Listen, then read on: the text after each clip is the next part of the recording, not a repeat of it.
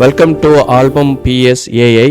So இந்த software வந்து பார்த்தீங்க அப்படின்னா ஸ்டுடியோ வச்சுருக்கவங்களுக்கு ரொம்ப யூஸ்ஃபுல்லாக இருக்கும். ஸோ நீங்கள் ஆல்பம் மேக் பண்ணுறது குயிக்காக நீங்கள் வந்து ஆல்பம் கம்ப்ளீட் பண்ணணும்.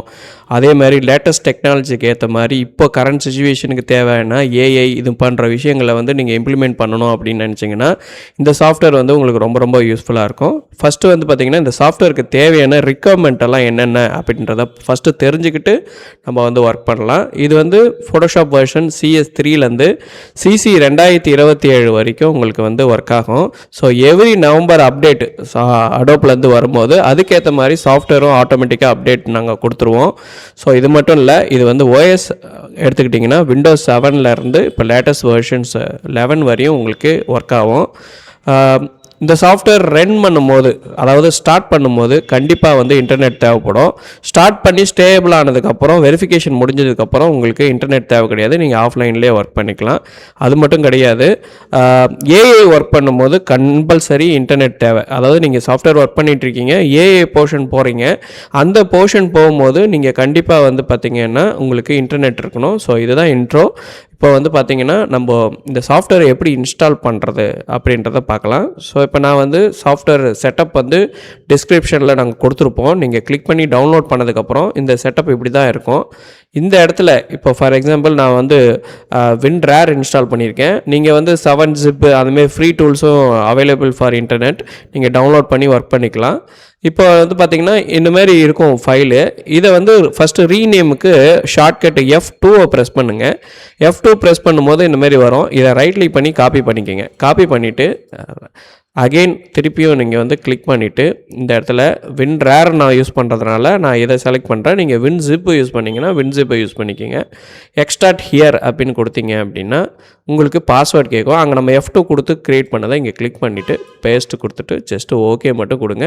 ஆட்டோமேட்டிக்காக உங்களுக்கு ஃபைல் வந்து எக்ஸ்ட்ராக்ட் ஆகிடும். ஓகே, எக்ஸ்ட்ராக்ட் ஆனதுக்கப்புறம் நீங்கள் ஒரு ரெஃப்ரெஷ் மட்டும் பண்ணிக்கோங்க. ரெஃப்ரெஷ் பண்ணிவிட்டு இந்த செட்டப், இங்கே இருக்கிற செட்டப் வந்து ரைட் கிளிக் பண்ணிக்கோங்க. ரைட் கிளிக் பண்ணி ரன் அஸ் அட்மினிஸ்ட்ரேட்டரில் ரன் பண்ணிக்கோங்க.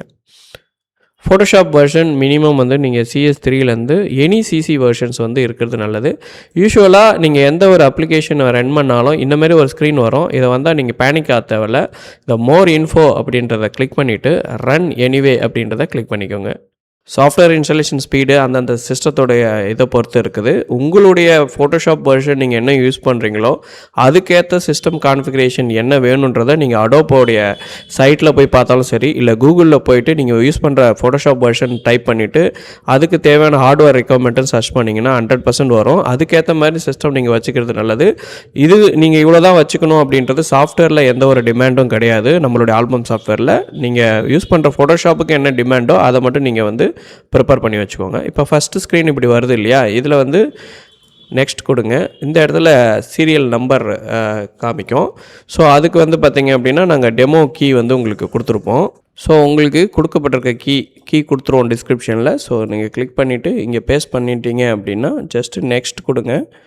இங்கே வந்து எப்பயும் போல் அக்ரி மட்டும் கொடுத்துருங்க. டேர்ம்ஸ் அண்ட் கண்டிஷன்ஸ் இருக்கும், இதெல்லாம் அக்ரி மட்டும் கொடுத்துட்டு நெக்ஸ்ட் கொடுங்க.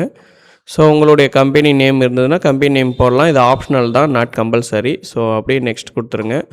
எந்த லொக்கேஷனில் இன்ஸ்டால் பண்ணணும் அப்படியே நீங்கள் டிஃபால்ட்டாக இருக்கிறதே விட்டுடலாம். ஸோ நெக்ஸ்ட்டு ஷார்ட்கட் வந்து உங்களுக்கு வேணுமா, install shortcut for current users ஒன்லியா இல்லை வந்து ஆல் யூசர்ஸா அப்படின்னு இருக்கும். ஸோ உங்களுக்கு எது வேணுமோ நீங்கள் உங்கள் எம்ப்ளாயி இருக்காங்க எல்லாருக்குமே ஷார்ட்கட் வைக்கணுன்னாலும் வச்சுக்கலாம். ஸோ நான் நெக்ஸ்ட் கொடுத்துட்றேன். நெக்ஸ்ட்டு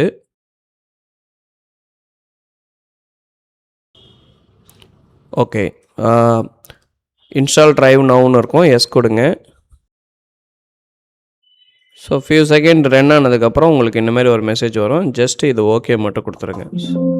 ஸோ எஸ் கொடுத்துருங்க. இந்த do you want to create data folder, yes கொடுத்துருங்க.